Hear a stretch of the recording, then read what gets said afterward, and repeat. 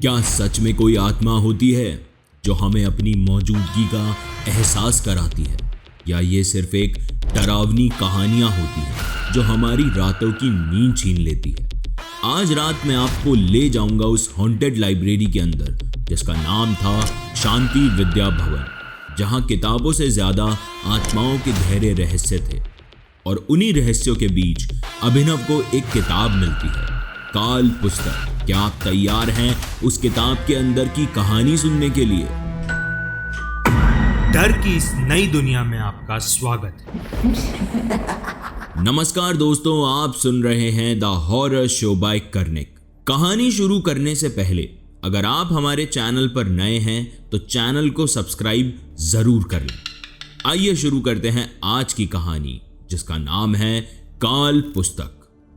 मुंबई के आउटस्कर्ट्स में एक छोटी सी, शहर से थोड़ी दूर पर एक अजनबी सी जगह थी, जहां नए और पुराने जमाने की खुशबू एक स्ट्रेंज ब्लेंड में मिलती थी। गलियां छोटी थी, लेकिन हर मोड़ और कॉर्नर में एक अलग कहानी छुपी हुई थी। हर गली के पीछे एक नए राज, एक पुरानी कथा या एक अनजान किस्सा लोगों का इंतजार करता था।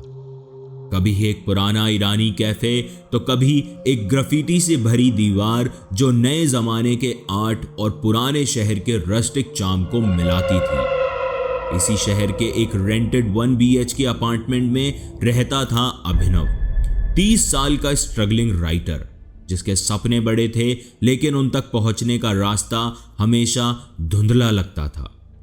अभिनव फ्रीलांसिंग असाइनमेंट्स करके अपना गुजारा कर लेता था, लेकिन ये काम उसको कभी खुश नहीं कर पाता था। कभी लोकल करप्शन पे कोई स्टोरी लिखता तो कभी किसी छोटी सेलिब्रिटी की सक्सेस स्टोरी, पर ये स्टोरीज कभी उसे वो सक्सेस नहीं दिलवा पाई जो उसका अल्टीमेट गोल था। हर बार जब किसी पब्लिशर को अपनी नई स्टोरी की कॉपी भेजता तो या तो रिप्लाई नहीं आता या एक टिपिकल रिप्लाई आता, this doesn't meet our expectations. ये क्या है अभिनव, क्या बकवास भेजी है, कम ऑन अभिनव। उसका कॉन्फिडेंस धीरे धीरे गिर रहा था, लेकिन अंदर एक छोटी सी होप अब भी जिंदा थी। एक शाम फ्रस्ट्रेशन के बीच वो अपने फेवरेट चाय स्टॉल पर गया। स्टॉल की वो मिट्टी की खुशबू और कड़क मसाले की चाय का टेस्ट हमेशा उसका मूड थोड़ा बेटर कर देते थे।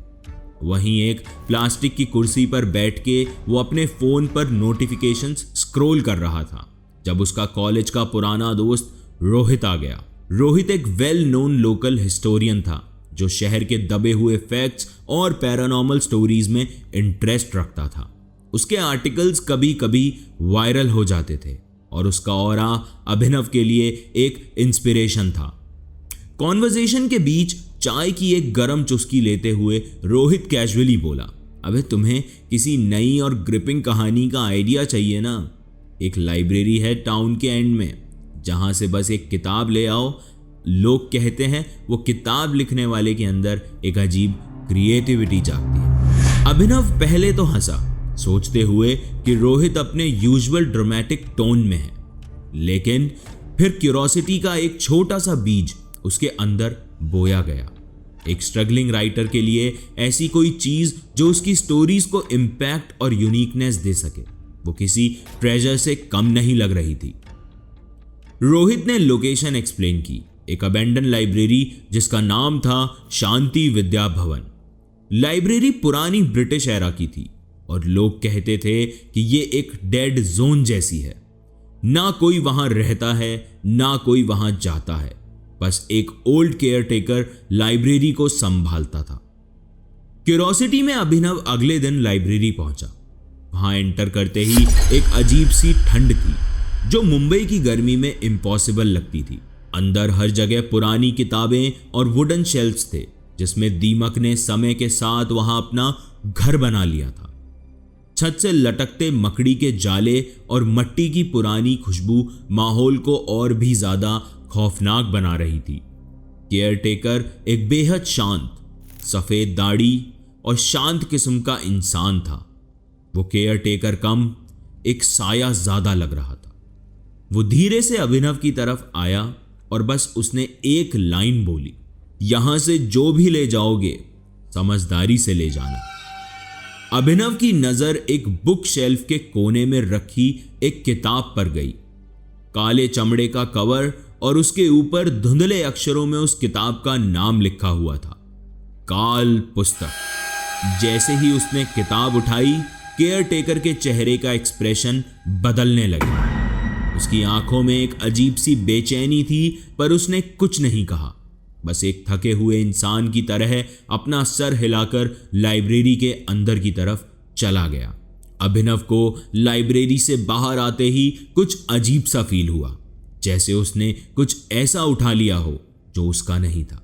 उसके मन में एक हल्का सा रिग्रेट भी था, लेकिन एक्साइटमेंट उस रिग्रेट पर भारी पड़ चुकी थी। उसे लग रहा था कि यह किताब उसकी जिंदगी बदलने वाली है। उसे बिल्कुल भी अंदाजा नहीं था कि यह किताब सिर्फ उसकी जिंदगी नहीं, और भी बहुत कुछ बदलने वाली है। घर आकर अभिनव ने काल पुस्तक को बड़े आराम से खोला। किताब के पन्ने खाली थे और उनका टेक्सचर जैसे हैंडमेड पेपर का था। उसने कैजुअली एक पेन उठाया और लिखने की कोशिश की, लेकिन जैसे ही उसने अपने पेन का निब पेपर पर रखा, उसका हाथ अपने आप चलने लगा। उसने एक लाइन लिखी, रास्ता गलत चुना तो लौटने का चांस नहीं मिलेगा। अभिनव का दिल एक सेकंड के लिए धक से रह गया। उसका मन डर और एक्साइटमेंट के बीच घूम रहा था, लेकिन फिर उसने सोचा, शायद मेरे सबकॉन्शियस ने यह लिख दिया होगा। उसने एक बार फिर ट्राई किया और इस बार सब नॉर्मल लगने लगा। उसने सोचा कि यह सिर्फ इमेजिनेशन का खेल है और अपनी कहानी लिखना शुरू किया। अगली कुछ रातों तक जब भी अभिनव उस किताब को खोलता, एक अजीब सी शक्ति उसके अंदर भर जाती। जो आइडियाज उसके माइंड में पहले बिखरे और धुंधले लगते थे, वो एकदम से क्रिस्टल क्लियर होने लगे। उसके प्लॉट्स इतने शार्प और एंगेजिंग हो गए थे कि वो खुद हैरान था। हर वर्ड में एक जादू था और हर पैराग्राफ में एक अलग ही इम्पैक्ट। उसके लिखने का स्टाइल बदलने लगा था। अब उसके कैरेक्टर्स और ज्यादा रियल और डायलॉग्स रोंगटे खड़े करने वाले लगते थे। ऐसा लगता था जैसे वो सिर्फ लिख नहीं रहा, बल्कि उस पल को जीकर अपना एक्सपीरियंस बयां कर रहा है, जैसे कोई काली शक्ति उसके साथ काम कर रही हो। एक दिन उसने अपनी नई इन्वेस्टिगेटिव स्टोरी कंप्लीट की, जो एक करप्शन स्कैंडल के अराउंड थी। उसने वो मैन्युस्क्रिप्ट एक रेप्यूटेटेड पब्लिशर को भेजी और बस एक हफ्ते के अंदर उसका पॉजिटिव रिस्पॉन्स आया। पब्लिशर इतना इम्प्रेस्ड था कि उन्होंने न सिर्फ स्टोरी पब्लिश की, बल्कि उसे प्रमोट भी किया। आर्टिकल वायरल हो गया और एक ही महीने के अंदर अभिनव का नाम एक क्रेडिबल राइटर के तौर पर सब जगह छा गया। अभिनव के लिए यह एक सपने के सच होने जैसा था। जो स्ट्रगल और रिजेक्शंस पहले उसका साथ नहीं छोड़ते थे, उसने जैसे अचानक से पीछा ही छोड़ दिया था। लेकिन उस पे खुशी के साथ साथ एक अजीब सी बात भी थी। उसका दिमाग अब लिखने के लिए एक अलग ही लेवल के प्रेशर को महसूस करने लगा था। क्या यह किताब की वजह से था या फिर यह सक्सेस की वजह से था? यह सवाल उसके दिमाग के कोने में रुका हुआ था, लेकिन वो कॉन्शियसली इग्नोर कर रहा था। उसे पता नहीं था कि यह किताब सिर्फ उसकी सक्सेस का जरिया नहीं, बल्कि उसकी जिंदगी में कुछ ऐसा कर चुकी थी जो उसे कभी भी नॉर्मल नहीं रहने देगा। लेकिन सक्सेस के साथ कुछ और भी शुरू हो गया था। हर बार जब अभिनव किताब यूज करता, एक अजीब सी आहट होती, जैसे कोई उसे देख रहा हो। कभी उसे लगता कि किताब के खाली पन्नों के नीचे अधूरी लकीरें दिख रही हैं, जैसे किसी और की बनाए हुए चित्र जो अब मिट चुके हों।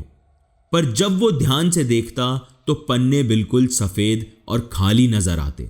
एक रात जब वो किताब में अपनी नई स्टोरी लिख रहा था, उसने अपने लैपटॉप की स्क्रीन के रिफ्लेक्शन में कुछ अजनबी देखा। एक चेहरा जो उसके पीछे खड़ा था। उसका मन एक सेकंड के लिए रुक गया। उसने तुरंत पलट के देखा, पर रूम बिल्कुल खाली था। एक खामोशी थी जो और ज्यादा बढ़ती जा रही थी।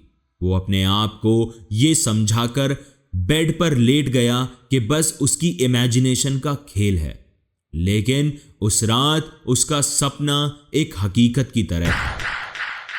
सपने में उसने अपने कमरे के एक कोने में एक औरत को देखा।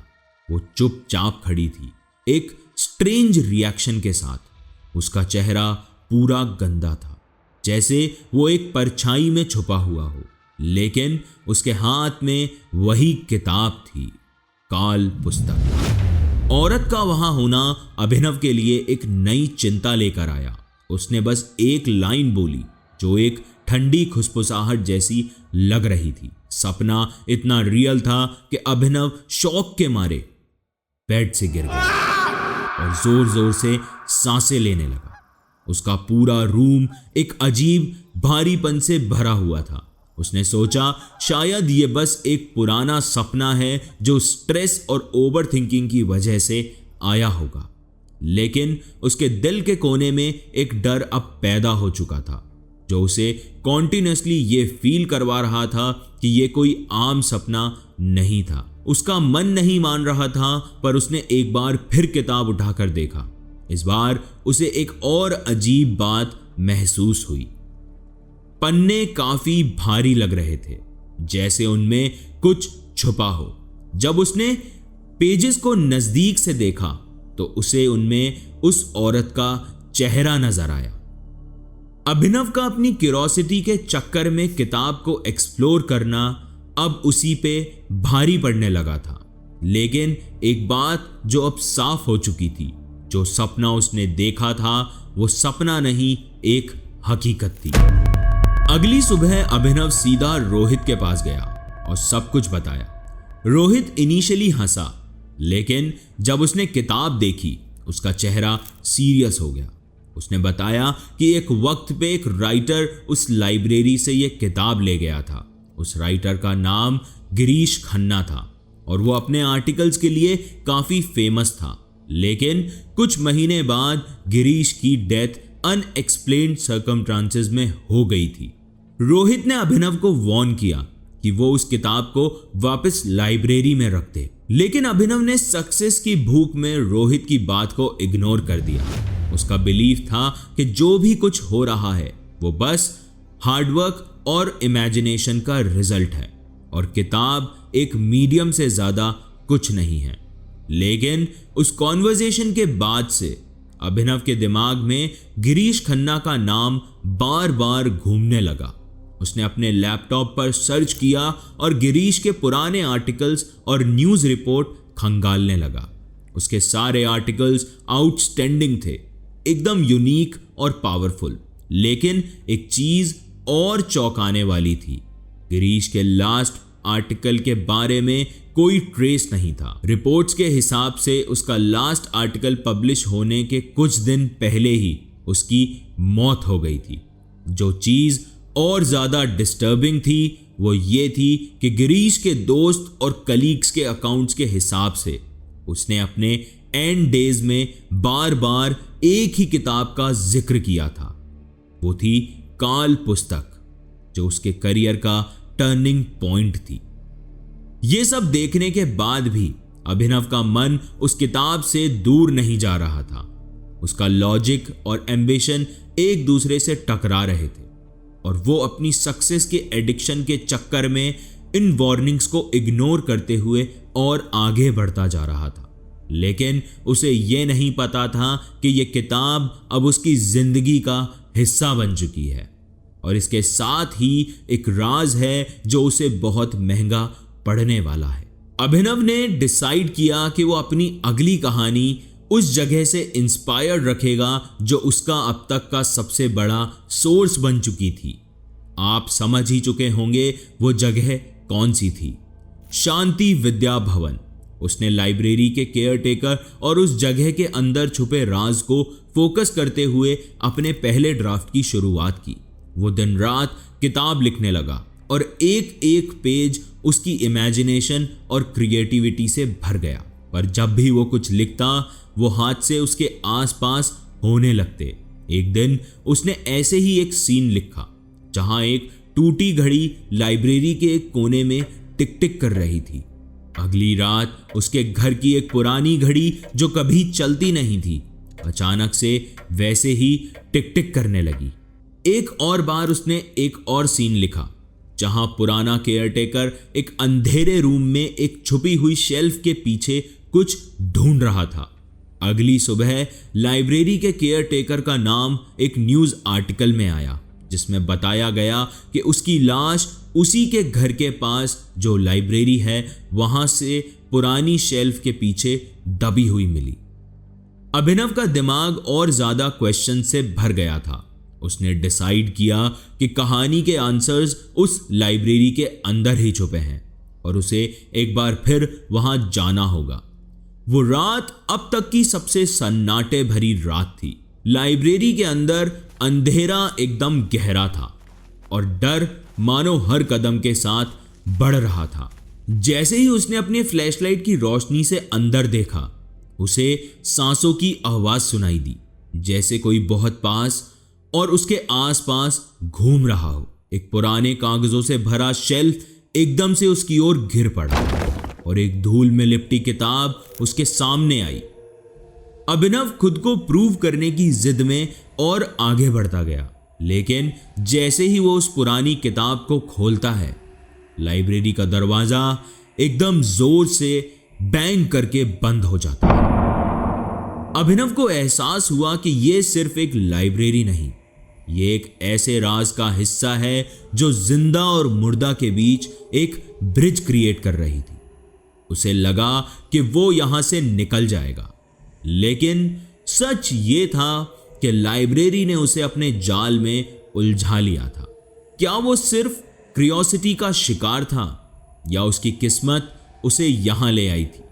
ये सवाल हमेशा के लिए उस लाइब्रेरी के अंधेरों में खो गया। अगली सुबह अभिनव का कमरा खुला मिला, लेकिन वो खुद वहां नहीं था। उसका फोन, लैपटॉप और लिखने की सारी चीजें अपनी जगह पर थी, जैसे वो बस एक पल के लिए उठा हो और फिर कभी वापस ही नहीं लौटा। पुलिस इन्वेस्टिगेशन में कोई अनयूजुअल क्लू नहीं मिला, बस एक किताब, काल पुस्तक जो एक शेल्फ पर रखी हुई थी, बिल्कुल साफ, खाली और अनटच्ड। उसकी डायरी के कुछ पन्नों पर बस कुछ लाइनें लिखी हुई थी, जो सच के करीब जाता है वो कई बार उस सच में खुद उलझ जाता है। शांति विद्या भवन लाइब्रेरी की कहानी अब और भी ज्यादा मशहूर हो चुकी थी, लेकिन अब कोई भी वहां जाने की हिम्मत नहीं करता। लाइब्रेरी का केयरटेकर अब गुजर चुका था।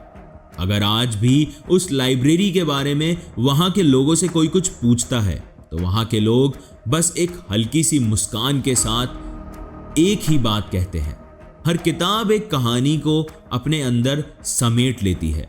क्या आपको भी उस किताब का हिस्सा बनना है?